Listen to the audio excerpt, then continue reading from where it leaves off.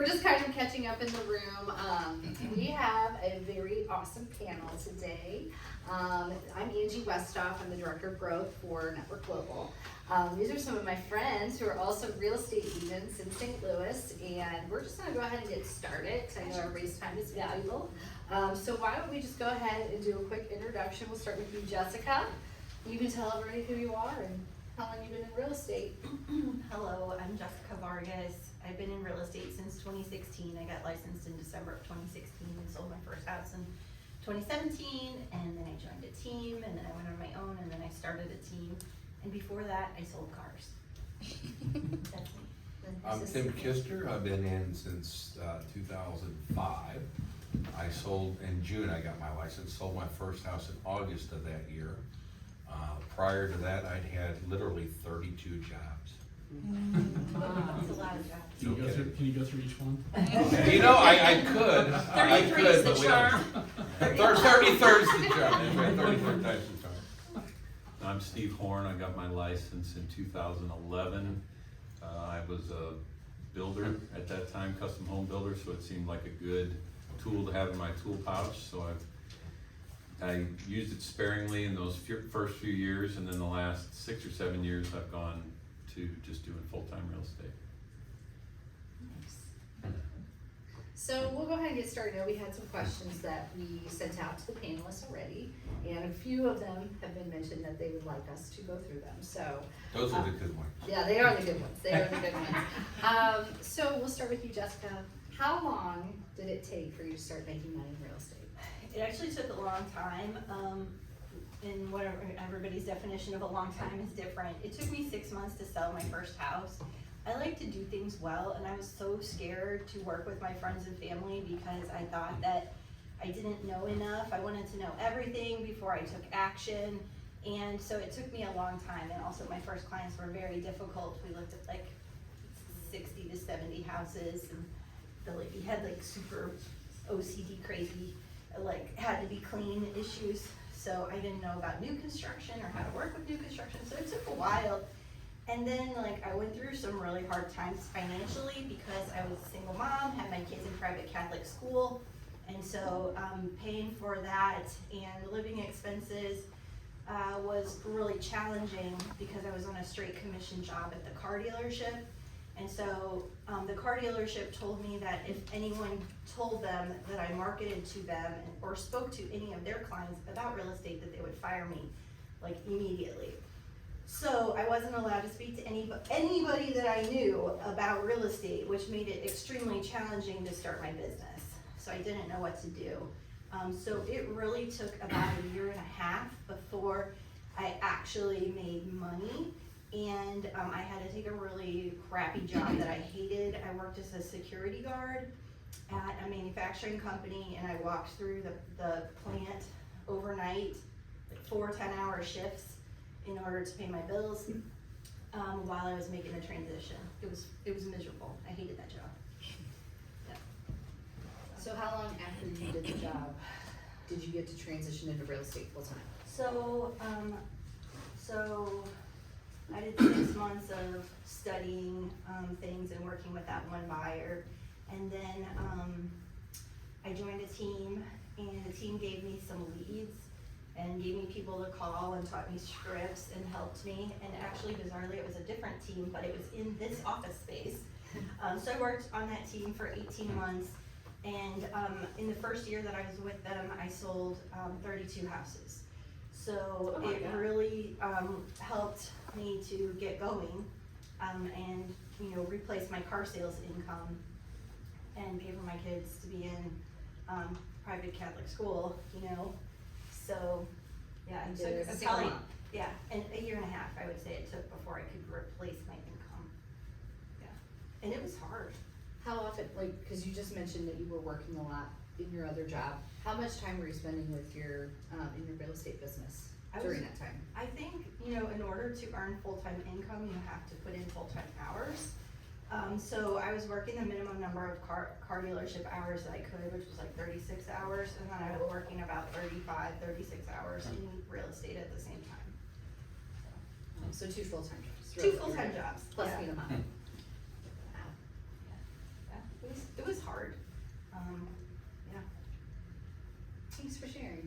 Yes. I'll come back more to you in a minute. Tim, what about you? What was the question? Well, I mean, I get the gist, but I mean, what's Yeah. the verbatim? Yeah. How long did it take you to Oh, study? okay, so yeah, so I got my license in June of '05. July of '05, I had my first client who was the brother of my neighbor and good friend. And I asked him, I said he was gonna buy a house, 29 Gold Run, St. Peters, Missouri. He still owns that house, by the way, it's a rental property. And I asked my friend Todd, I said, why would you have me help your brother? He said, because you're fresh out of school, you're eager, and you've got a lot of support all around you. He says you can't fail. So I've taken that actually a long way over my career, those words, because it's true, again, I get great support. I think I made $3,500 that year on that sale. And unlucky job 32 was at a meat company, and I was making $10.50 an hour, and I got paid every Wednesday. And I remember my paychecks were $350 Wow. every week, and I was struggling. My wife had a job, but we were struggling. And to this day, well, when I got that paycheck, I realized that was 10 weeks worth of me working that full-time job, right? And to this day, every single check I have, I divide by $350 a week, and think of how many hard hours I would have had to work at that other job to do what I do, and that keeps me extremely grateful. The next year, I sold 800 and something thousand. The next year, like 1 million to 2, and I was pretty much capped around 2 to 3 million, really, from about 2008 to 2014, when I was starting to be more steady in the mid 3 millions. That's when I got involved with Michael Mayer and his book and his whole movement, 7 Levels of Communication. And he personally introduced me to a coach, a guy named Tom Kane, out of Champaign, Illinois. He was top 1% of Illinois. And he had retired, but Michael had asked him a personal favor to talk to me. And he called me and we chatted. He wound up coaching me, and basically he had determined that what I needed was balance and to stop spending my time on red light activities, right? So he told me that I would have my wish. And I coached from him only 6 months, I think from like March to September. And I closed 6.8 million that year because of his coaching. And it's been steady ever since. That's what I call it's always been a comfortable economic thermostat for me. I work the hours I want to work. I have the free time I want to have. I have the balance that I want in my life. And I make enough money to keep my bad habits in check. That's my story. Steve, what about you? My real estate journey's kind of taken had different phases. So I was a builder when I first got my license, and I probably did maybe 800 or 1 million in that first year. I would have clients that needed me to buy, or family and those kinds of things. And it progressed that way for a while. Then I got involved with some investors flipping houses. And so we would buy, my wife's background is design, we would buy the house, she would pick the designs, I would do the construction, we would sell it at the end. And we did that for about 2 to 3 years with this set of investors. And then I realized they were out of town investors, and so I was becoming a landlord for 4 or 5 houses at a time. And I had sprinklers and pools and things to take care of when it would rain. I was worrying if water was getting in basements or just any of those things. And so about 6 years ago, we decided to separate from that and really just focus on real estate, and then it stepped up from there. Yeah. So you and your wife Lisa Yes. were in the business together. Yeah, and we have really used a lot of those skills to build the business. We had a client this week. One of the things we specialize in is helping people who have houses that are kind of worn out. We have a couple, or 3 kids, who are selling a house for their dad who needs to go into a home, and it's not been touched in 40 years. And so you'll get agents who will say, just send it out to investors, and you'll have we did one last year in Maryland Heights, and the investors were $150,000. Well, we'll walk through and say, if you would do this, this, and this, it's going to be, we can bring the house to a point where everyday folks can actually walk through and maybe picture either a single person or a young couple can picture buying that house, living in it, fixing it as they go, and now you can have an open house and you can walk people through. And we ended up getting $250,000 for that house, and they spent 10. So a lot of that is just having the vision for it. My wife has that on the design side, and then my building background, I can help guide them on which things are most important. So our business has morphed a little bit that way too. Like that. So a lot of you have talked about in the beginning of your business. Steve, I'll come back to you. So how did you stay positive in the early days with raising the 5 girls and Well, being dad and a realtor and builder? I think part of what helped me was I had my own business for 10 years before or 8 years before I started doing real estate. So I understood what it was like to be on your own and have a business. It's not a hobby. If I don't make money, I don't eat. And so if I wasn't putting time into it and working and figuring out how to find buyers and sellers and market my skills and abilities and keep in contact with my SOI, then I didn't have food on the table for kids. And so I think that was a big part of it, for sure. Tim, what about you? How did Yeah, you so stay I think positive? therein, that question lies the most defining moment, not only of my career, but of my entire life, really. So I've been with Coldwell Banker, where Michael and I started off together. And 2005 to 2012, I was there, and I was scraping by, and I was working that job for $10.50 an hour, where I was making $3.50 a week, and it was I'd been really contemplating. I was thinking I was going to have to get out of the business because I needed to go back to where I was making $50,000, $60,000 selling stuff, you know. And I remember it was a rainy day, and I pretended I was sick. They were slow, and they sent me home. My wife was upstairs sleeping because she worked overnight. My kids were at school, and I laid on the couch and I started crying. And I started feeling really bad for myself. And as I'm laying there wiping the tears, something said, "Quit feeling sorry for yourself, get up and do something about it." And I did. I went up and I saw Doug Howell, who's still a great friend of mine over at Assist-A-Cell back when they were there. I walked in the door, and I'd only met him one time through a transaction, never really knew who he was. But something guided me to go there, and I walked in the door. He looks at me and says, "Please, God, tell me you're here for a job. My top agent just walked out last night." So then I said, well, I really need to draw on my commission. Nobody does that. He gave me one. And I started working there, and I all of a sudden, going from 4 to 6 files a year, I had 12 and 15 files at a time. And he really taught me how to break an elephant down into bite-sized pieces, and I have gotten extremely good at that. But that's the answer. Yeah, I had a change. I knew something had to give, and nobody was going to give it to me. And I worked for it. And fortunately, my wife had some income. It wasn't substantial, but we were enough to get by, and that was the defining moment of my career. Jessica? That's hard to follow up. I did Glad that I on got through it purpose. first. I did that on purpose. Yeah. I've written down several Yes. things. Yeah. I mean, for me, the way that I stay positive, and then I stayed positive when it was in the early days, was being able to wake up every day and saying that I'm doing this because this is what I want to do. I didn't feel anymore like I was like chained to the 9 to 5. I didn't like to have to show up and do things that I thought were not productive.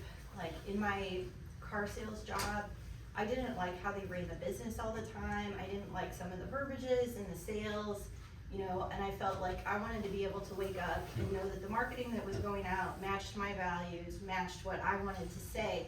And so it was like a dream come true to be able to do that. So, the idea that, even though I only ate what I killed, right, was scary, it was also really great to know that any hard work that I put in, I would fully reap the benefits of. So knowing that, my effort would directly correlate to my bank account was a huge way to stay positive, because even though it's really hard and like I had really poor results at the very beginning, knowing that there was proven model and system that I could follow really helped me to stay positive. and just to have the mindset of this is the life that I wanna live, I'm gonna wake up and do it every day is like really what made me stay positive. I just wanted to not have a boss or somebody telling me to do stuff that I didn't want to do. I don't like to be told what to do. You're kidding. And, you know, to piggyback that, you know, when I figured it out, was when I realized that I work well with others and not for others. Mhm. That became a success point. said. Yeah. I can relate to that. Mhm. So you should write that down, right? Yeah. There's a charge for that. Yeah. Talk to Sam after class. Yeah, I mean, I think we're all truly blessed that we don't have a boss, you know, that's the great thing about having a real estate business is that we can do the work, we can put in the time, and then we make the paycheck, nobody else takes our money, so that's great. Yeah. You know, Angie, one thing that was a big help to me that I have tried to do for others, I had an agent, I started at Remax, and I had an agent that would, 10 o'clock at night, if I had a question, I didn't know what to put in this slot on the contract, I knew I could call her and she would help me figure that out, and it gave me courage to get out there and start going. We had a broker before that told us, just go out and get started and we'll help you clean up the mistakes, and I think a lot of times we can hesitate to do the first contract. I'm a person that likes things in order, and so you can let that stop you from actually doing something, getting the perfect listing presentation or the whatever it is, taking this many classes before you feel like you can do your first. Just get out there, but find somebody who can help kind of cover those gaps, and if you know you have somebody to help with that, it gave me a lot of courage to push forward. And I like that you mentioned that because a lot of us have worked together, we've known each other for years, and that's something that we've always done is collaborate with each other or ask questions when we don't know.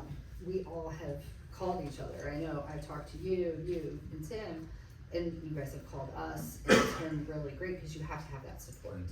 So I think that's really important, especially starting out, no matter where you are, you have to have the support and, you know, to learn the skills to do this business, because it's not easy and it is hard, and you have to have your support of people. Yeah, and the market's always changing too, you know? Right. Yeah, it's nice to be able to talk to other agents about questions. So I'll come back to you, Jessica. How did you start your business, and what was something you focused on? Do you still do a lot of that today? Yeah, so when I started, I was working old internet leads, and so I was just calling, you know. So I would just call through people that had registered on a home search website in the past, you know, a week ago, a day ago, same day, 2 years before, and I would just dial through them. So I really enjoyed it because first of all, if they didn't like me, it didn't matter because I would probably never talk to them again. So it took a lot of the pressure off to be the expert, which I had been really wanting to be and wasn't, you know. So that cold calling really, I would say, armed me to have great conversations with my clients.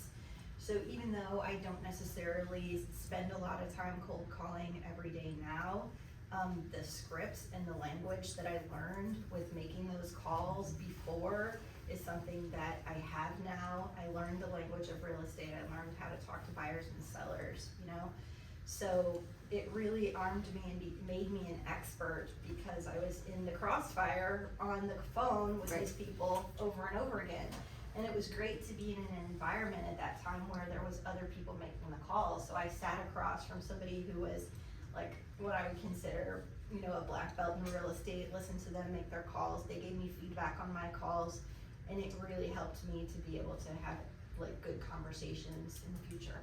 So I still enjoy a good cold calling session. I probably do it a couple times a month. Like if my pipeline's looking thin, I just have the confidence now to be able to pick up the phone and dial through people that I met, you know, last year at an open house, or that my team met last year at an open house, and just say, hey, you know, we spoke a while back about your home search, wanted to check in and see how your house hunt is coming along.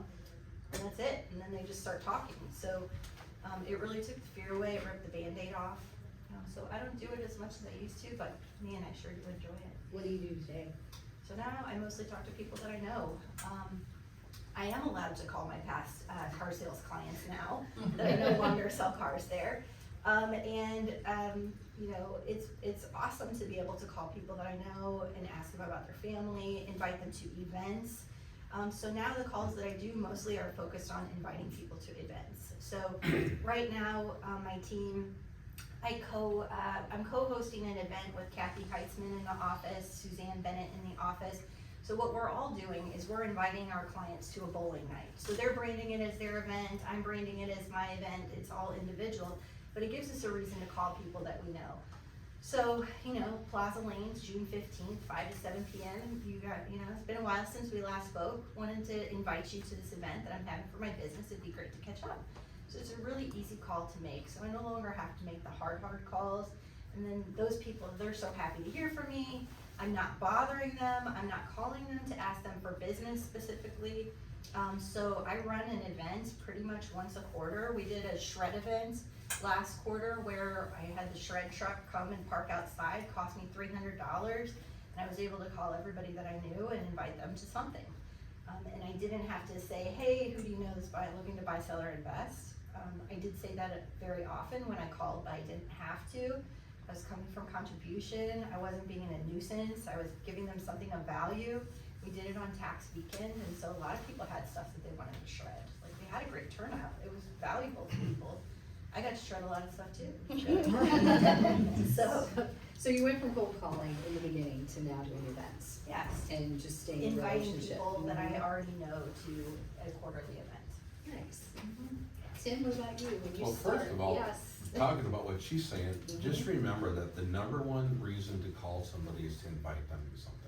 Yes. Michael Mayer, Mark King, everybody, that's 101, best reason to call somebody. So early in my career, I had no idea what the hell I was doing, quite frankly. I was chasing every shiny lure that came into the water. Anybody who was doing better than I would listen. I would work, you know, I'd go to the office and I'd stay there 5, 6, 7, 8 hours, right? And I'd work, and I thought I was working. But at the end of the day, I really kind of, after a while, I started wondering, well, what did I really accomplish today? It was really nothing.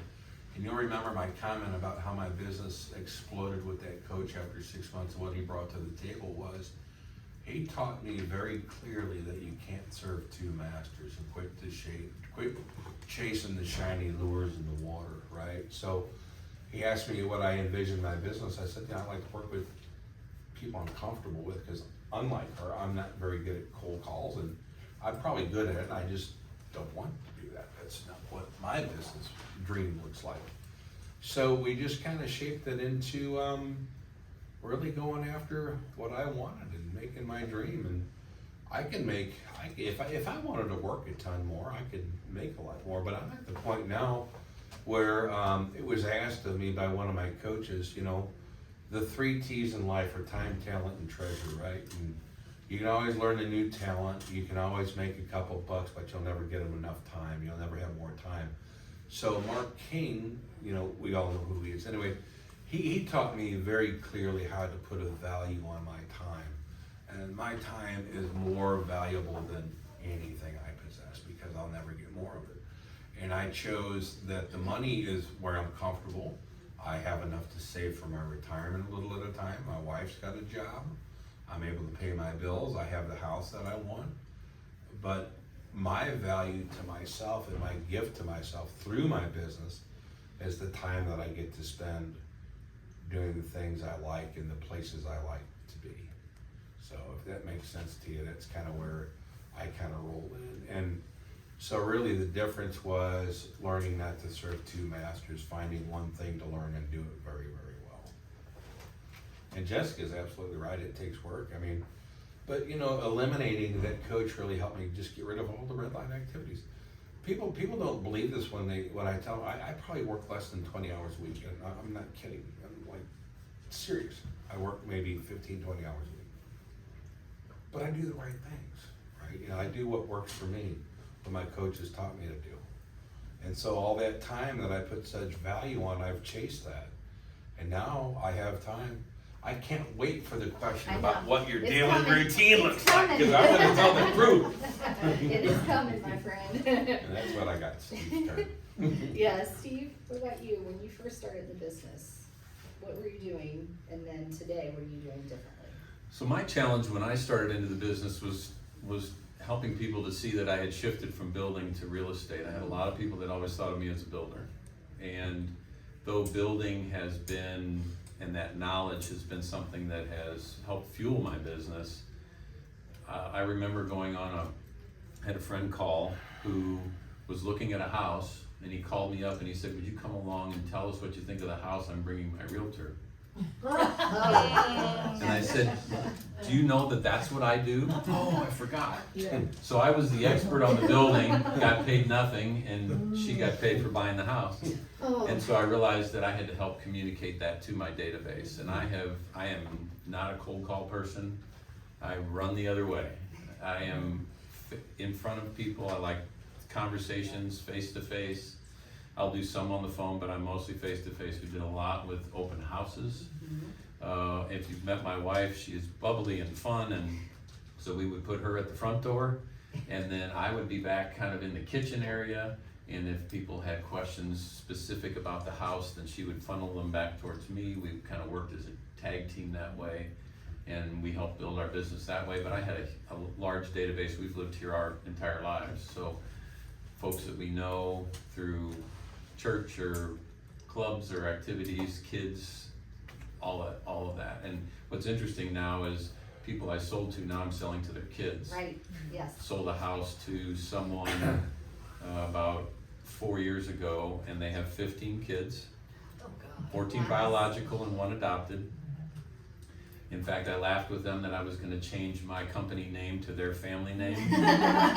Sold 2 houses to their kids Right. already this year, and I knew that they would eventually go, and then if we get on the 7-year cycle, I may just need to take care of that family and I'll be good.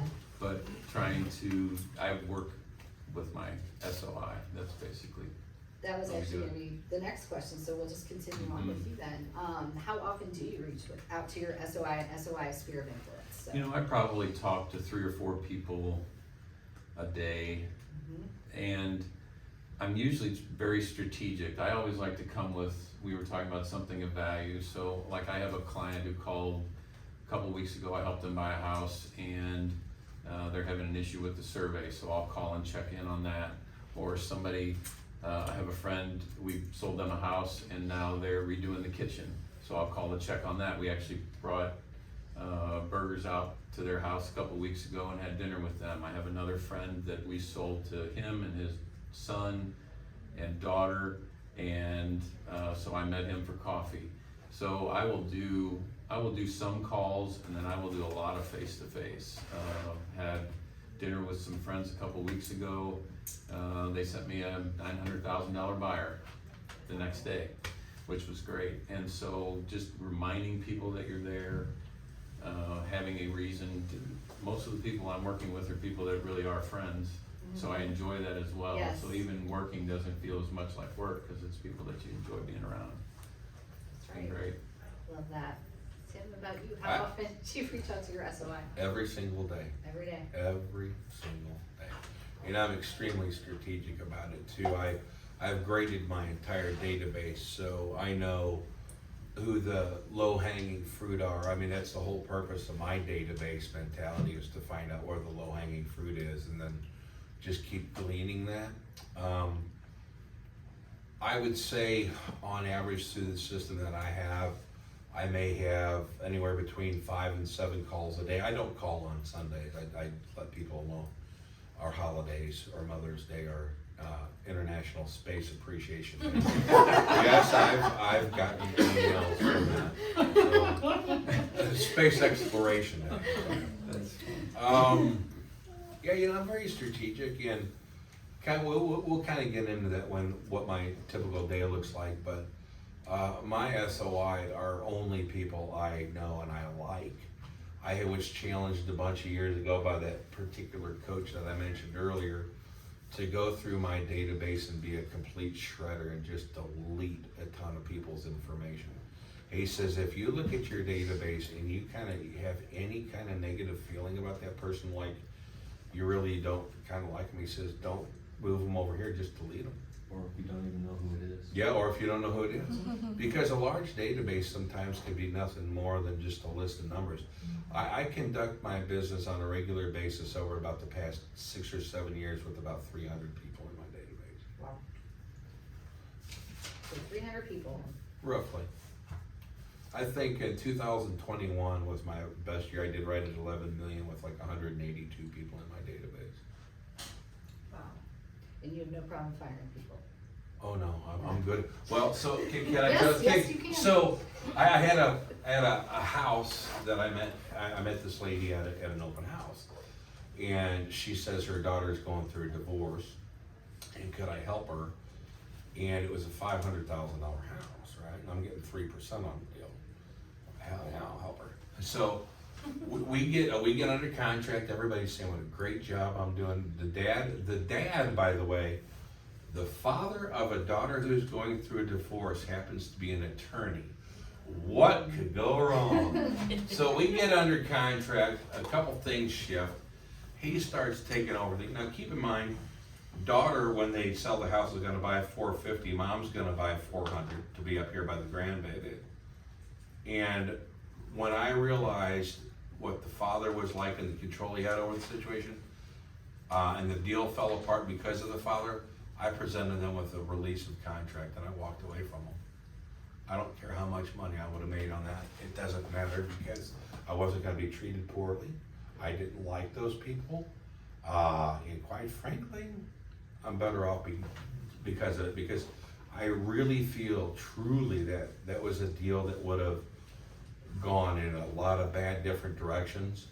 And some of the best deals you'll do are the ones you don't. So I don't have any trouble walking away from people, moving them off my database, no matter what the cost, because in the long run, you're always better off for working with the right people.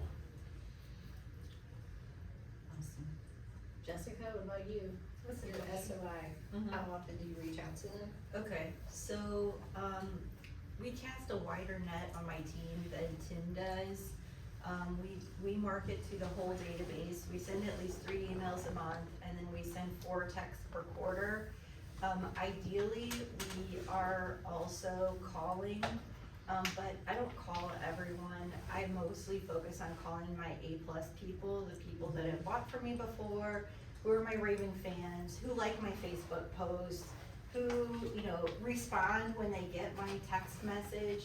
So the people who are interacting with me and who actually care about me as a person are the people that I call. So I market to a big group, but like Tim, I only call and go out to eat and play golf and things like that with the people that I actually like. So how big is your database? It's 26,000 people. And then, like you said, though, you just have a system, so let's go back to that, because that's the next question. Yes. What system do you use? So our system for marketing on our team is the DTD2 system. So we send 3 emails a month minimum. It's usually 4. They're all related to like our past. Like if we send out our closings, we send out some market information. We talk about our buyer needs, and we invite to events. So those are the primary content of our database or of our newsletters. And then from there, our texts are invitation to events. So we rotate. So the first week of the quarter, we text 2 letter last names. So we text like the season Ks on the first week. And then we call the people who have the last name with B and E. So we're texting and calling different groups so they hear from us multiple times throughout the quarter. So since there's 26 letters in the alphabet, 36 weeks in a quarter, in a 13-week quarter, you can talk to 2 letter last names per month. So like the first week of the quarter, you call the A's and W's. The second week, you call the B's and E's. The third week, you call the C's and K's, and then the D's and F's, or whatever it is. So that way you can get through your whole database and you're not trying to do this massive amount of work, which is extremely overwhelming all at one time. So we are on a different cycle with the text than we are with the calls, and so that has people hearing from us more often. And a lot of people say, do you think you're calling them or texting them or doing this too much? And I really don't, because I know that I'm still missing deals from people that I know. They're still going with other people. And also, you know, I heard a statistic that people who use Amazon Prime, which most of us in this room probably use Amazon Prime, they see notifications from Amazon Prime 2,100 times per year. So they're still doing business with Amazon Prime, it's their brand of choice. So I just wanna stay on people's radar. If they see my email come through their email, that's all I'm looking for. I don't care if they read my content or not, I just want them to see my name every once in a while. So I don't think people open my emails all the time, you know, I can tell, they don't always open it, but sometimes they do. What system do you use to communicate with your database? So we use our CRM tool, we do all of our communication through our CRM tool, and we log all of our calls and text through the CRM. What's a CRM? The CRM is your customer database, it's the place where you keep your people. I mean, you could even say that a spreadsheet is your database, it doesn't have to be complicated. Thanks. Truth. What about you? She speaks the truth. Yeah. I still, not as much, but for 90% of my career, I worked my whole database off of the spreadsheet. The thing to remember, what I think you're maybe hearing with what Jessica and I think Steve will follow up with, is that the success is kind of boring a little bit, because it's the consistent repetition of doing the things that work, right? Consistency is the key. So my system is a little different. Michael Mayer and I kind of worked it and I tweaked it, but I look specifically for the low-hanging fruit in my database. So an A+ client is somebody who's done 2 or more transactions with me. An A is somebody who's done 1 or referred 1, and an A- is somebody who's told me that they would use me but never has. So my follow-up system, the amount of contacts I do, the number of contacts I do with those people varies depending on their grade, because everybody's important in your business, but not everybody is as important as your A+ who's sending you multiple business versus somebody who said that they simply would. You love them all, and you have to treat them all with the dignity and love, because you do actually like these people. I mean, they're people you want to interact with.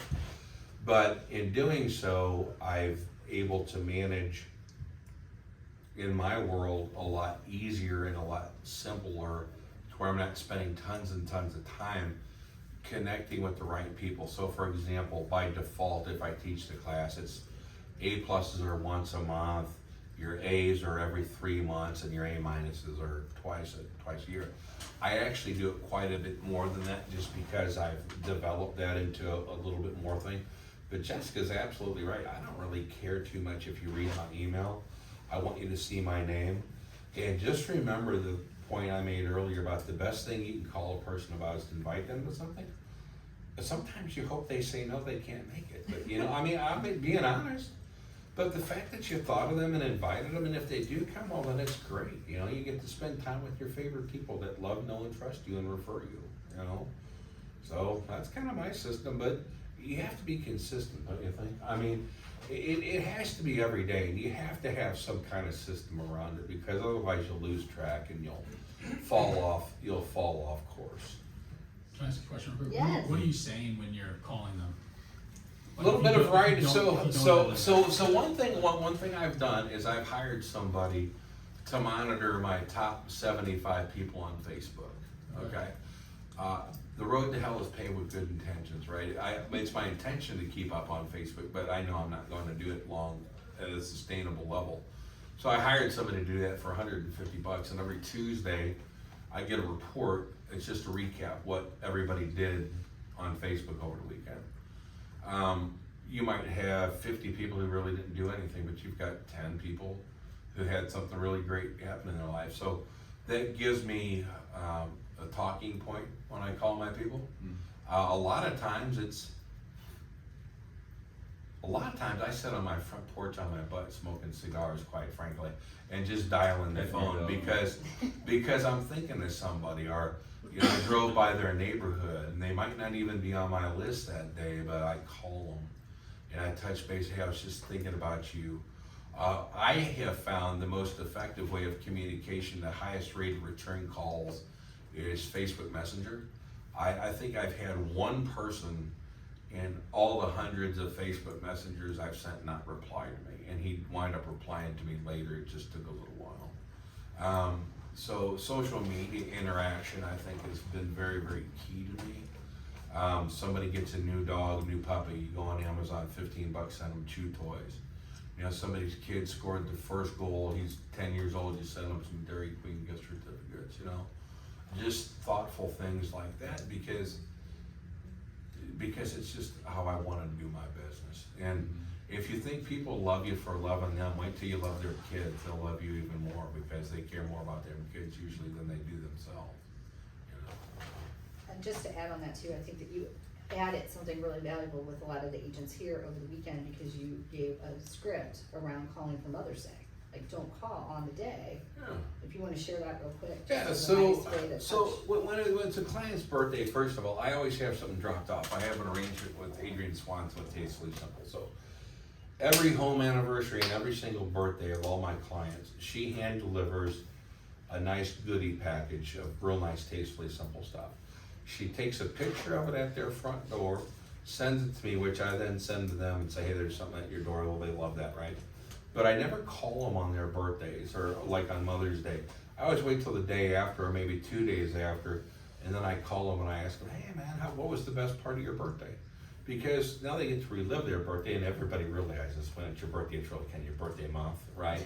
So, or your birthday week. Yes. So when you're calling them post, you're not being so kind of salesman-y, because quite frankly, if you're not really close friends with somebody, I kind of don't want you calling me on my birthday, because you know, it's kind of weird. It makes me feel just kind of different. But if I call you a couple days after and say, hey, you know, what's going on your birthday? You know, that's a great way, that's a great conversation, and you're not being intrusive. And please don't text me or email me and wish me a happy Father's Day if I'm not your father. You know, I'm dead serious. There are times that you need people to leave you the hell alone.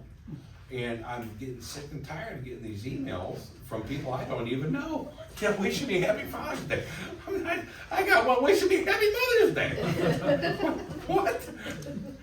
You know, come on. I don't want to be your number. I want to be a warm person in your life. I don't want to be a number.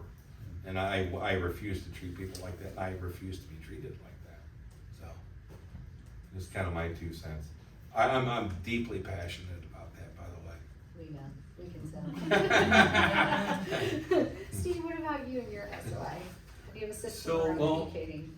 These two have given you some great systems on that. Mine's a little more organic, but one thing that you said that caught my attention was you'll have different ways to communicate with different people in your database. I have people that want to be texted. I have a friend doesn't like to talk to people on the phone, but he'll text all day long.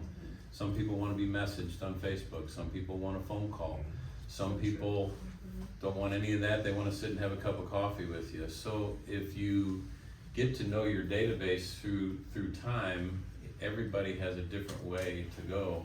I know that there's people, if I call them, I'm interrupting their day, but if I send them a text and they can respond in a timely fashion, or they will do it later, you can usually see if they've read it. So I would encourage you not to get in a rut and just do one way with each person. And that's a matter of, I probably got 200 people in my database, and that's a matter of knowing those folks and how they would like to be communicated to. Some want emails. Yeah, that's what they call it the platinum rule, right? Do unto others as they would have done unto them. You know. Exactly.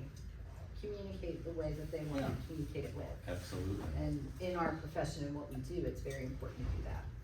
Yep. Agreed. And kind of talking about what Steve was saying about really knowing how your people are. 3 questions I ask everybody when I get to know them. What's your favorite restaurant, candy, and charity? You know, because you find out a lot of people, a lot of things. So, for example, if you know their favorite charity, let's say they have a child with autism and they like Autism Speaks, go to their website and make a $25 donation in their name and wait for the phone call. The client will never go anywhere else because you care at a deep level. I'm a big advocate of going deep with the few. I'm not really concerned about the many. I've done pretty well with the small database, but Jessica, I always admire her so much, and I've told you this before. because she has broken her database down so well that she knows who the people are that she really cares about. Yet she has such great systems in place to communicate at a massive level. You know, and she's built this incredible company and this vibe around how she teaches her people to treat people. And one of the things you'll need to know about Jessica, she's real straightforward, she's kind, and she really truly cares. And so Thank you. I think that she probably feels, but taking that large number of her database and boiling it down to the people that she communicates with, it really is getting to know, it's getting to know your people. For sure. So we're gonna come to one of Tim's favorite questions. What's your typical day look like? Don't start with me, I'll be last. All right, Jessica, we'll start with you. So, you know, I think my typical day really starts with first a look at the calendar because I can never remember what I'm actually supposed to do. So I have to look at the calendar and say, what is the one thing I can't forget that I was So you supposed to start do? your day. I start my With day, looking at the calendar. so I'm an early bird, I get up at 5, I look at my calendar, you know, I usually stand on my front porch for a while, and stare at the new construction on my street. And, you know, and then I meet with my team, we do a little huddle. What time do you meet with your team? So at 8, we have a morning huddle. My most productive days start with the huddle meeting. I find myself at times straying away from that meeting because it feels redundant and the things like that can be really boring. But when we take the time as a group that's all moving in the same direction to talk about where we're going together, we get there faster. So to take a little time with the team in the morning really adds to the productivity. And then, you know, if you have any like super pressing stuff, you gotta handle that first. Like, and for me, super pressing would be lead generation, lead follow-up. That's the #1 thing. So if I don't get that done in the morning, it doesn't happen in the afternoon. And then any kind of, How long do you generate for in the morning? I do 1 hour. I'd like to say that I did more. I really don't. I really wish that I did more, but you know, I have trouble staying focused and remembering what I'm supposed to be doing. I would say I'm the classic ADHD person that's like, you know, interrupts themselves because they're so distracted by things, you know. I can't even get through my own sentence, much less listen to somebody else. Yeah, so just nailing those 1 or 2 things in the morning. So the most important thing that I do every day, I would say, is look at the calendar and figure out what I'm supposed to be doing that day and making sure that I do that thing. So whether that's, you know, the 1 hour of lead generation or my appointment that I'm supposed to go to and prepare for, making sure that I'm using my calendar is probably the most important thing that I do. How many appointments would you say you want during the week? During the week, probably 2. 2. I find that I'm having a lot of buyer appointments right now, which are less fruitful in general because not every buyer who gets pre-qualified is actually a capable buyer in this market. Just because you have a pre-qual now doesn't mean that you can actually buy a house. So I am almost not even counting those. I would say I'm having like 3 buyer appointments per week. I just set them on Zoom, meet them with them on Zoom, get them to sign buyer agency after, you know, they get pre-qualified. I'm not even like trying to do, you know, a So I'm lot gonna of highlight buyers. that for a second though, because you're not actually meeting with them in person for a buyer consult. No. You're doing it via Zoom. So I do buyer consultations via Zoom. So when I talk to somebody who's interested in buying or whatever, I do a group text invitation to the lender. I'm like, hey, you know, Jennifer, meet Jessica Patterson, meet Jennifer, so-and-so. Jennifer's thinking about buying a house in, you know, the Central Corridor and wants to explore financing options. So I do the handoff. And then I tell Jennifer, I'm like, hey Jen, you know, I wanna make sure you're all prepared. The market's a little bit tough out there. Do you have about 20 minutes that we could meet on Zoom and talk about the buying process? And she's like, yeah. So it used to be really hard to get people to show up at your office or to show up at Redco or whatever, but now in this day and age of post-COVID life, people are fine with Zoom. So to meet the buyers on Zoom is really great, and then I give them like the hard facts of like what buying a house is like. And then a lot of times they don't follow up with Jessica Patterson. You know, they're not ready, they're not mentally ready, they're not financially ready, but you know, they're on my follow-up plan. Right. And someday when the market does, you know, break open and the buyers can suddenly just cruise around and, buy houses willy-nilly again. I have a strong pipeline of them, but right now, I'm really not even counting those Yeah. appointments. When that day will get here. Yes, Yes. yes. I know we were just kind of talking about this morning. Tim, what about you? What does your day look like? I get up about 4 o'clock every morning, because I like that quiet time. I need it takes me about an hour to drink my coffee. So usually from 4 to 5, I'm having my coffee. I've got 3 acres and it's super peaceful, and I just love sitting out there and just chilling, not waking up. 5 o'clock, I'm usually in on the computer shooting off emails, doing any kind of social media marketing on what I've got coming up. 6 o'clock in the morning every day, 6:30, I go to breakfast with the same group of guys, 7 days a week. There's 4 to 6 of us that go every day. On my way home, I tell Siri to read my schedule, and I see what's on my schedule that day. I usually get home about 75% of the time. I go back to bed for a little while. I get up. Then I look at the like footrest thing at the end of our bed, and I find what's not too dirty to wear in public. That's not too dirty to be clean. Socks and match. And I don't wear socks around the house. Come on. And I go outside, and I usually have a cigar about 10 o'clock. And somewhere about there, my phone is already rung probably 7 times because people know I'm up early. So I shoot the breeze with whoever. I call my buddies to see what we're gonna do for lunch. But in my phone here's where it comes. This is true. I'm not lying. That's what I do all day. So in my phone though is my magic calendar, right? Those A pluses and A's and A minuses I told you, they're all put in my calendar as recurring events. I could tell you who I'm gonna call on the 3rd Tuesday of March in 2027, right? It's in my list, and I don't miss a day. Every day. That first coach I told you one time tried to get me to time block, God bless him, and it didn't work real well. He told me I was the most disrespectful SOB he'd ever seen when it came to time blocking, but that by God, if I said I was gonna do something that day, it would get done, and it gets done. I don't time block because I'm very terrible at it. It makes me unhappy, it gives me stress, and I just don't do it. But if it's on my calendar, it'll get done that day, every single day, except Sundays. Now with the addition of KV Core, they send you that top little 10 list. So that's a supplement to my phone calls. So on average, I have 5 to 7 phone calls in my calendar, right? And they're all rated different. Are they an A plus? Are they an A? And I know who I'm dealing with, who I'm calling. The addition of the KV numbers, the funny thing is my system's been so well tweaked that most of the most likely people on the KV core are already people that are on my list to call in the days before, the days following. You just don't miss a day. Just don't miss a day. This is me just being kind of hardcore, but I'm dead serious. If you cannot find the time in a day to make 6 phone calls to build your business, you're probably in the wrong line of work. There you go. My God. Thank you. Work is Yeah. a 4-letter word, y'all. It really is. You actually have to work. There's no Monday through Friday in real estate. And when I work with a new lender, I haven't in years because I've established such a phenomenal relationship with great lenders. But if you don't work when I work, then you don't work with me.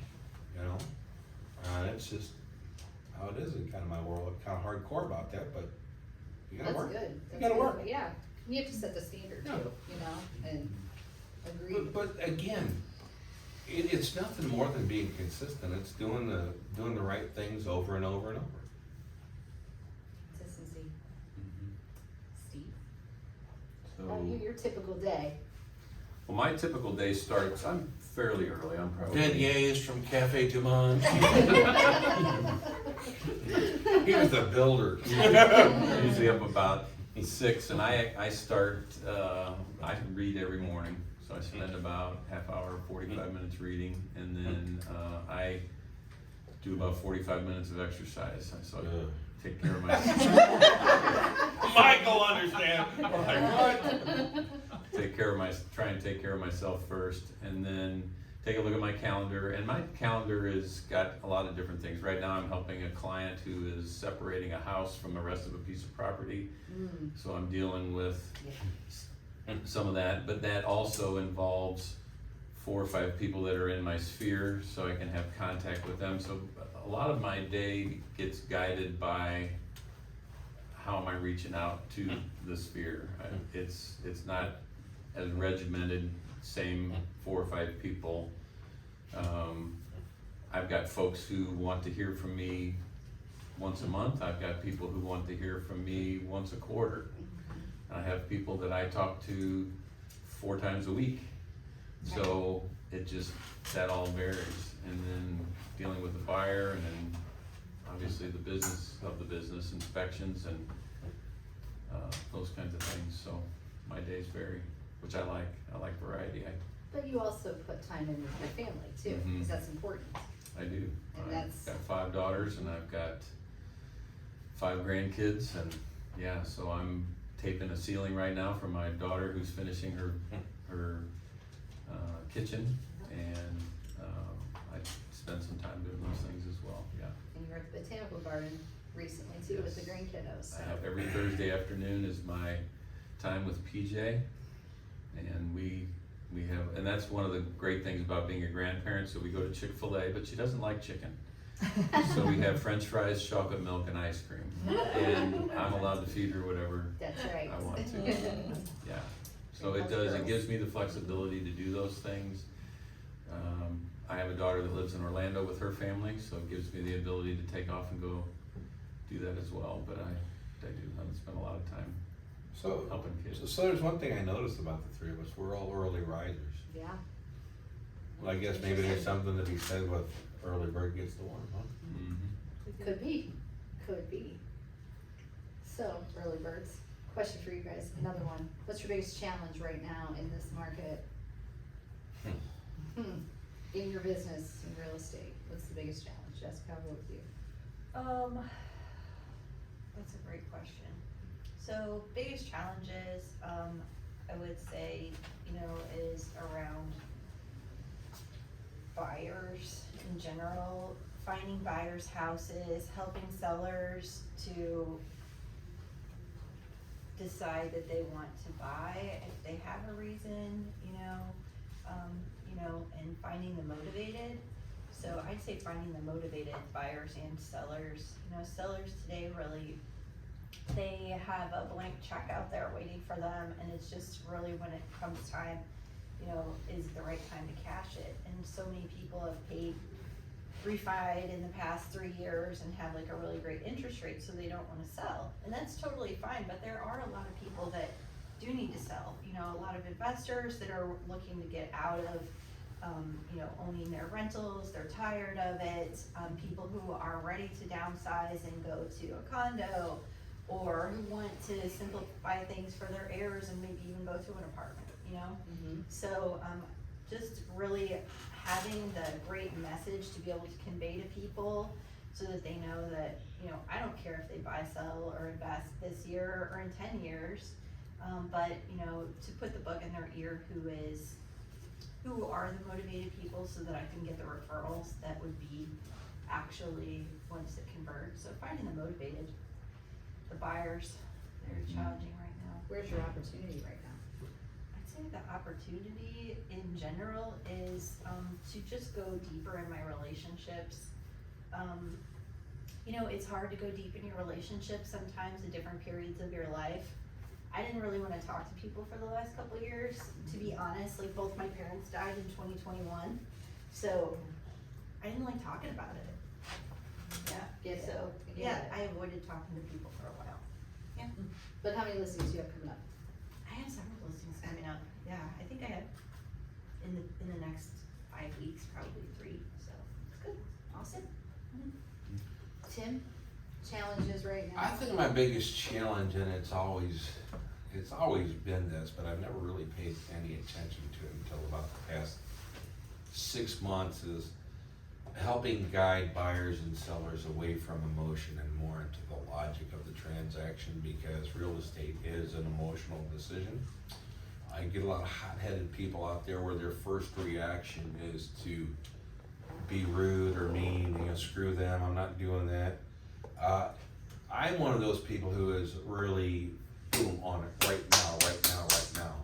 So to be able to give myself the discipline to not talk to them about it at that time and wait till the next day to call them has been challenging for me.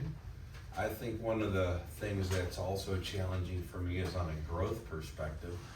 I would very much like to find another agent to either be a buyer's agent or just kind of work with me on both things, but finding somebody with the same work ethic I get, because I mean, even though I do everything I do in shorts and dirty t-shirts, from my front porch, I do work a lot. I mean, I wouldn't say it's a lot, but it's consistency. That's kind of hard to find, I think, because I don't know, that's a challenge for me, to find somebody that can have the same level of work ethic that I do.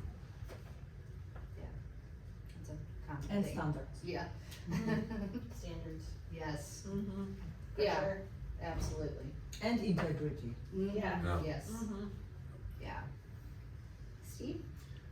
Well, I agree with Jessica. I think both buyers and sellers are challenging, and so I think on the buyer side, if you don't have somebody who is the cash buyer that can close in 2 weeks and offer $40,000 over asking, come up with some different strategies. I had some buyers recently who were in that spot, pre-approval letter, 3% down, never gonna get anything, in buying 200,000. Right.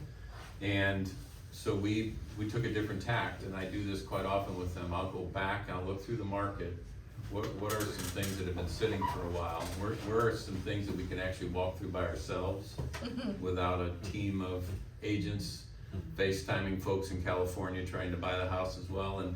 And we came across a couple of open door products that were out had been sitting on the market for 5-6 months. I think many of us who've sold those know exactly why they're sitting, because they do a horrible job of prepping them. But when you have first-time home buyers, we talked about expectations. They have a house that they have in their mind, and that's what they want to buy, but they can't. So I remind them that I didn't like any of the houses I bought except probably one, and the ones that I didn't like are the ones that I made money on. And so we came across a house that worked for them, needed some help, got some surprises from Open Door, negotiating the process, and were able to get them in a house. And they were given a credit.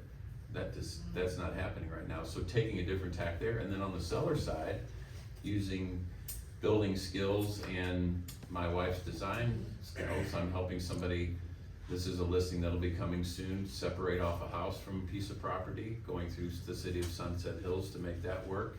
That was a process where I offered up my services to help with that. We've got a ranch in Chesterfield. Find one of those that everybody said just dump it to a bunch of investors, and we're spending the time to help them figure out what to fix in that and put it on the market. When I pull it up and there's no ranches for sale in Chesterfield, I know that you don't want to just dump it out there, but let's try and make more happen. So getting creative with ways to make listings happen and buyers happen in a difficult market. It's really Yeah, thank you for sharing that strategy, because I think a lot of agents out there aren't sure what to do, and they think, oh, it's kind of not. just keep running our head into a wall Exactly, over and over. exactly. I don't need any more practice. So something along Steve's line about thinking outside the box. Go find the off-market properties. What I was talking to Brendan about it today. If I have a buyer and I know it's gonna be a totally competitive field, I look for the top listing agents in the area that they want to buy in, because they're the ones with the pipelines, not the top buyer agents. And I'm on the phone with them, and if they say they have something coming up, I always ask if their client would do a one-party listing agreement, let my people in. What does that mean? So say like I don't have a listing agreement signed with you yet, but you tell me that, hey, I'm just not ready to list that yet. I come to you and I say, listen, I know that you're coming on the market, so-and-so has a buyer. Would you sign the listing agreement that we've already talked about in the future, but it's exclusive in the comment section that it's only to be sold to the buyers of Tim Kister, right? And it's only for a period of like 3 days. If they buy that house within 3 days, they're gonna pay me. So it kind of gets you around the withheld stuff because it's not really a contract, but it's just somebody that told you that they will be listing their house even though they haven't. You know, and they'll sign, a lot of them will sign a one-party listing agreement. You can get the sale done for your buyer.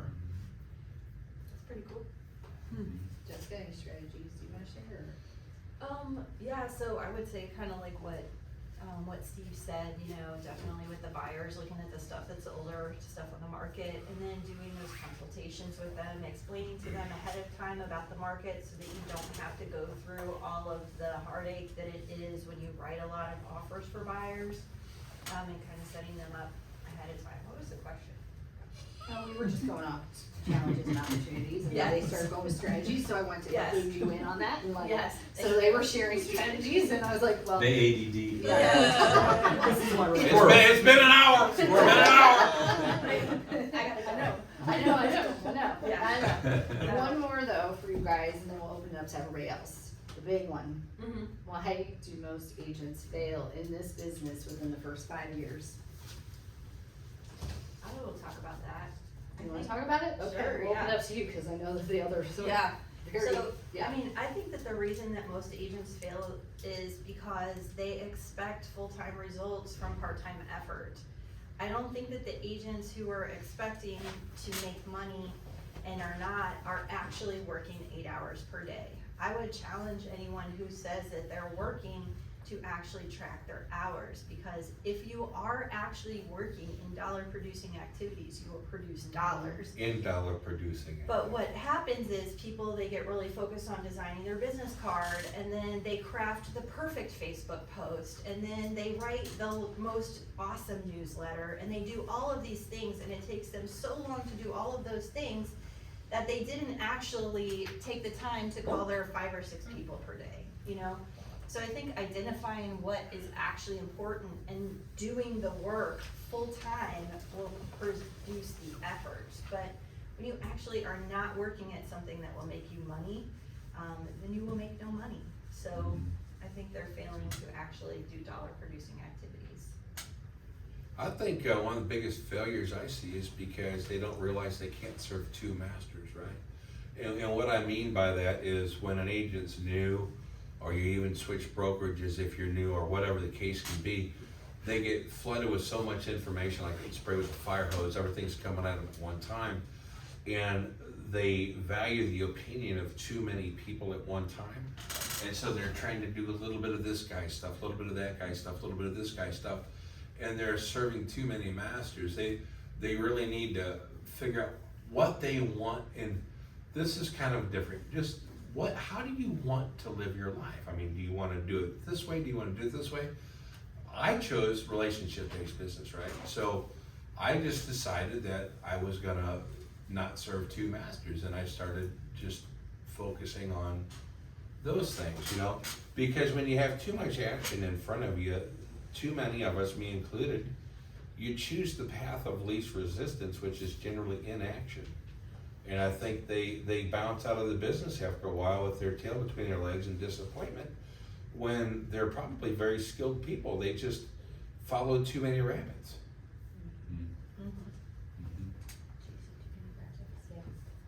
Chase too many, catch none.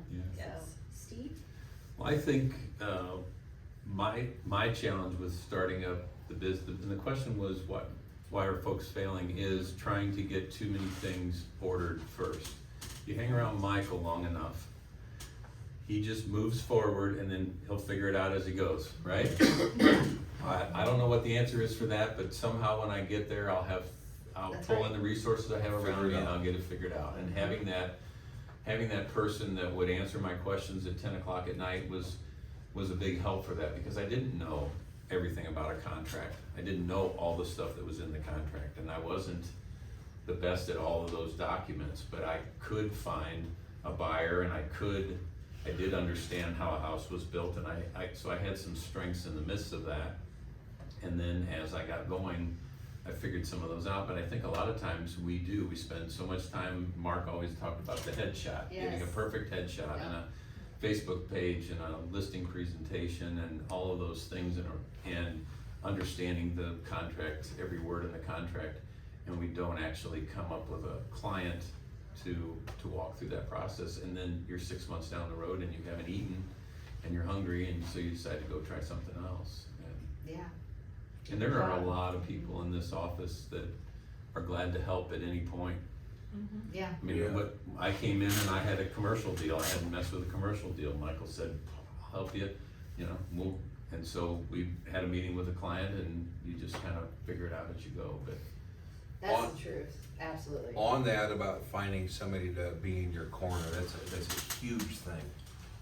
Find somebody, and don't find 3 people, find somebody that you trust and go in, but be very warned not to let them care more about your business than you do.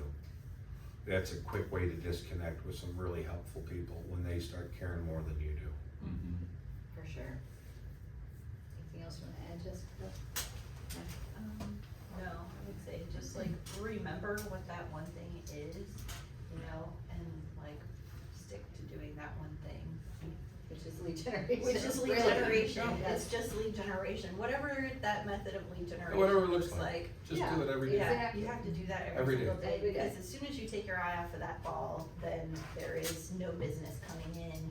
So no matter how beautiful your sign looks and how great your Facebook post is and stuff like that, none of it actually matters if you're not actually contacting and connecting with the people that you care about. I don't have business cards. And when I did have business cards, I never put my picture on it. Because I'm heavy set. Nobody wanted Some it. people are judgmental. I know, nobody wanted it. I got tired of going to the pub and seeing it on the dartboard. Just a neat little fact, because It's you don't true. need it. It's true. I've got a good technique that I can share somebody some other day about how to, when people ask you for a business card. It's like, okay. For sure. All right, I want to open it up to the audience now. Does anybody have any questions for An the audience.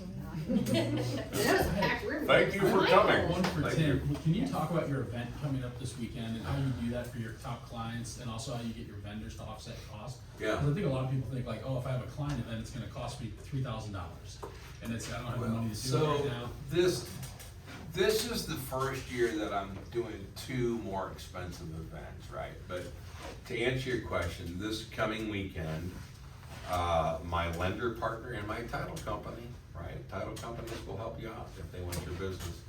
And myself, we're having a mobile bar brought out to my property with a bartender. We're having a mobile cigar lounge come out for anybody who wants to smoke cigars. The weather's supposed to be nice, so we'll have a bonfire out of my fire pit on my property. All in all, it's gonna be about probably $3,000 when all said and done. But I've already got 2 clients coming to the party that are bringing friends of theirs who wanna buy a house. So the way you present these things, so this is an exception. The norm quarterly, at least quarterly, I do a happy hour, right? And always on a Thursday, always from 5 to 8, okay? That's just when you get them most in. When you approach your vendor partner, you need to make them understand what exactly it is that you're offering. And if they don't get it, then they're probably not thinking the same way you are, and you're not on the same level.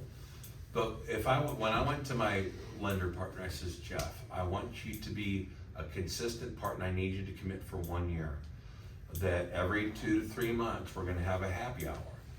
And I'm gonna invite my top people, and again, my A+ scheduling, right? So only my top people who've done multiple transactions, or only those people are invited. Because they are the most referral minded, have made me the most successful, and I am gonna introduce them to Jeff Rupich, my lender, right? But the benefit to him is that he's in front of every single one of them multiple times a year. We also have our vendors and myself bring an actual prize, a nice prize, $50 or more, no gift cards. And we put everybody in a drawing. I have a drawing sheet that has an insanely high completion rate, name, phone number, email, address. And it also asks for anybody they know gonna buy a house. We always have somebody on there, a referral. But when it's time to draw for their name, I have my friend Jeff say he's giving away his gift. I bring him up and I give him a third-party endorsement in front of all my top people, like he can't buy on advertising. And I let him draw the name and I let him take that and give that to the person to develop that relationship. Then we all share the contact information. But they understand no drip campaigning at all. If I find out you're on drip campaign, you're not a vendor of mine anymore.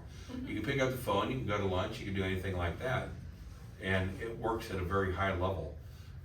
One of these buyers doesn't have a lender. Right now the other one does, and he's looking at $450. So my cost on this is, let's say, $1,000 for this party, which again is substantially more than my usual cost, which is about $150 to $200.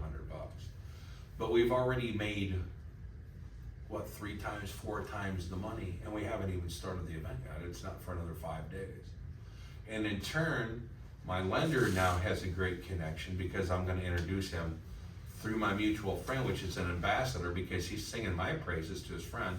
I'm there, he's having a drink, he's having a cigar, he's a relaxed environment, right? So Jeff will get that business, and then of course we'll close it with my title company.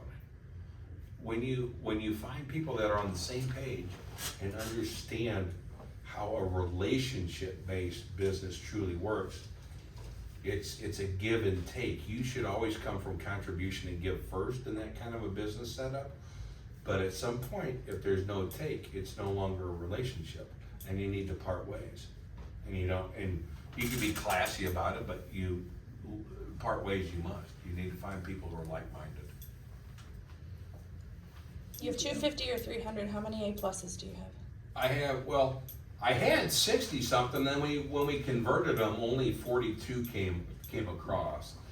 So I've got, That was Brennan's fault. you know, Michael, I didn't want to say it out loud. Get out. No, so 42 people, I've invited them all. I invited a couple neighbors so I don't get the cops called on me. It's what you do. Yes. I am not my first rodeo. And I think I have 42 people on my side coming. The partners are bringing a couple realtors because those are their top people. Plus, it's a wonderful thing to have great relationships with other realtors. And that's how this is going. We'll probably have close to 100 people. Where are you gonna park all those cars? It's a long Anywhere road. we can find. We got a In the long yard. road. We got a Yard. long road. I'm not parking in my yard. Not yours. Get rid of the dog. They park in the neighbor's yard. That's right. There you go. Parking the neighbors. Any other questions from the audience for our panelists? Was this valuable?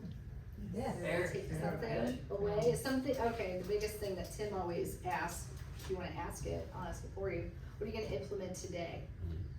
Do you have something that you're going to do today to get business?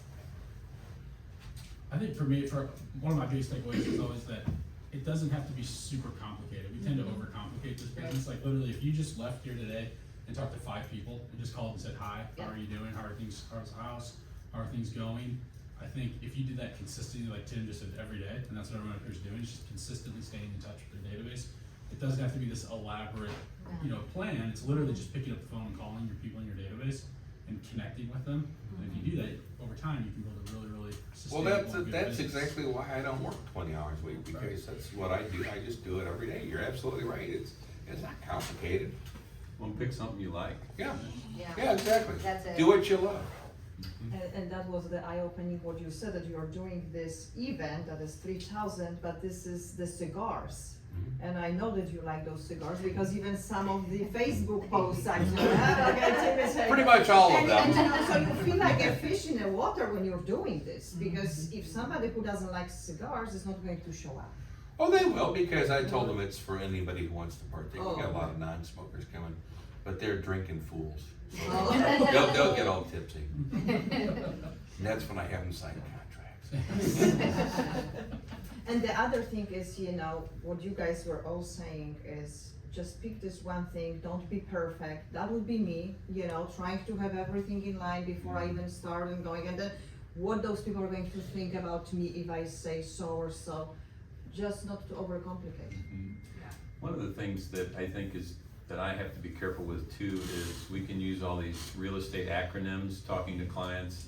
We have to remember, I deal a lot with first-time home buyers, which I love first-time home buyers, but they don't know all the language, and we can lose them real quickly, and slow down and ask what questions they have and help them feel comfortable walking through. And if they're, you can see it in their eyes, if all of a sudden they're just getting scared, back up. What is it that you don't understand? What do I need to go through again? What can I help with? Because we can get flying along in a business and forget that we're dealing with people. Right. I think it's really important. Brian Tracy's a great business coach, nationally recognized guy. And he has something that's called, this is how it really defines my business. I'd never heard it before a couple months ago, but it truly defines my business, is the law of indirect effort, right? It says that if you focus on the relationship, the sale will take care of itself. But if you focus on the sale, you're less likely to get either one. He's great. And you guys were all amazing, and what really, Jessica, I admire a lot from you when you said that you had somebody sitting next to you, listening your conversations. That would be my very big, like, no, there is no way somebody is going to listen to me. So that was big that you actually was opened for the coaching, and Yeah, I definitely cried a few times. It sucked. And I think that's a big thing, is being coachable. I Yeah. think, Yeah. I love that you brought that up, because Yeah. that's a huge piece of it. You have to be receptive to feedback. And you know what, and there is so many times that we create that image that doesn't exist, and we are just going through like whatever path, and the other side doesn't even think about it for 1 second, you know, and many times we just bring something that they didn't even think about, right, so, yeah. Yeah, I think if you, I think noticing up here where all three have a common thread is do what makes you happy. You know, find what it is that you either enjoy or don't actually hate doing, and just get just really damn good at it. Yeah. Just get really good at it. And Steve hit the nail on the head, and Michael did too. It's not complicated. I mean, it's everybody, Michael knows, everybody tends to not believe that it's as easy as it is, but it's nothing more than keeping doing what works. So Mike, why is it that we know what to do and we are not doing it? Good That's question. on you. Yeah. Well, I know, I've been trying to search for an answer, and it's. We need Sigmund Freud in Hey, here. hey, quit searching, start dialing. Yeah. That's your answer. I think that's really it though. I think it's like Yeah, action yeah, is the it's cure all. doing If it. you take action and do it, and we Yeah. all know what to do, Yeah. but I think it's tying into a higher purpose too, as to why it's Right. important. Yeah. So like, you know, I think that's when the people that tend to do really well, like Jessica, like financially your back was against the wall in a lot of ways, you hated the job you were working, you would do it, whatever it took to get out of that. And that's why making calls and calling your database wasn't as difficult maybe as we tend to think it is, because what's the alternative? That's how I was too, when I worked at my first job out of college. I cleaned toilets on airplanes. Like, I was an aviation major, wanted to be a pilot, you know, 100 grand in student loans, I'm cleaning toilets on airplanes, like what? You know, and like, I knew I didn't want to do that, so for me, picking up the phone and calling people wasn't that complicated. Yeah. Cause like, what's the alternative? I do this, Yeah. you know? Well, and if you have somebody, if you're in front of enough people and you have several people give you the same objection, you're gonna figure out how to Yeah. Yeah. handle that objection. Exactly. The number of people that say, well, you can't sell houses at the end of the year in January, nobody buys houses. Well, yeah, actually they do. Yeah, they do. And if you can start coming up with a script for that and walk through it in real life, then Yeah. that's one more thing to check off the list. Well, and I heard something on social talking about you're sitting there waiting for the confidence because you're script practicing, you're waiting for the confidence, you're reading the contracts. Your confidence comes from doing. And Yes. so you have to do to build the confidence. You can't build the confidence by just scripting to And you know yourself. what, it's just to be committed, just really to commit, and to commit to yourself, and be very honest with yourself. And this is what Tim, you said, that if you cannot find, because it's not about that we cannot find 1 hour a day to make 5-6 phone calls. It's, well, at least I'm talking about myself, I choose not to find that 1 hour for that particular thing. And if I cannot do it, I'm in the wrong business. The moment you just like put like, hey, if you're not doing this, go and change and do something else and whatever you like to do. Yeah, and again, like my five phone calls, they're never back to back. They're spread out over 3 or 4 cigars. Yeah. And take a dab. We have to start smoking. I think if there's one thing I would encourage everybody more than anything, other than to just do it and let the pieces fall where they may, is what Steve said, find somebody that can be in your corner for you. Sure. I think That was- hopefully everybody that in was a this room huge knows thing. if they've got a question on an inspection or a building question, they can call and ask, Everybody call FaceTime, Mike. send me a picture. Yeah, you've gotta have Just somebody like find- that, but if find- that's find what's somebody. stopping you, don't let that stop you. Yeah, just find somebody. Any other questions? Otherwise, I'm gonna give back a few minutes of your time. Did anybody know Wendy Brackett was in the house? Did everybody say hi to her? She just passed her exam. Wait, raise your hand, Wendy. All right, well, thank you all for being here today. I appreciate Right. it. And thank you.